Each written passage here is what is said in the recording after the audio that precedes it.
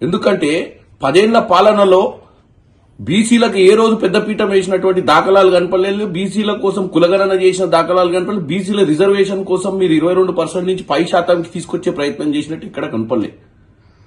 మీరు ఈ రోజు ఎంత గొప్పగా అంటే మీరు ప్రజల మధ్యన మేము ప్రజల కోసం పోరాటం చేస్తున్నామని చెప్పుకోవడానికి జైలు నుంచి తిరిగి వచ్చిన కవిత గారు ఈ నినాదాన్ని ఎత్తుకొని దీంట్లో ఏమన్నా కాంగ్రెస్ పార్టీ చేస్తే క్రెడిట్ తీసుకుందామన్న ఆలోచన కనపడుతుంది తప్ప వాళ్ళ నాయన దగ్గరికి పోయి ఈ రోజు కాంగ్రెస్ పార్టీ మహేష్ కుమార్ గౌడ్ ఒక బీసీ సామాజిక వర్గం నుంచి పీసీసీ ప్రెసిడెంట్ చేసింది. గతంలో అదే నిజామాబాద్ జిల్లాకు సంబంధించిన డి శ్రీనివాస్ గారిని చేసింది, కేశవరావు గారిని చేసిర్రు, హనుమంతరావు గారిని చేసిర్రు.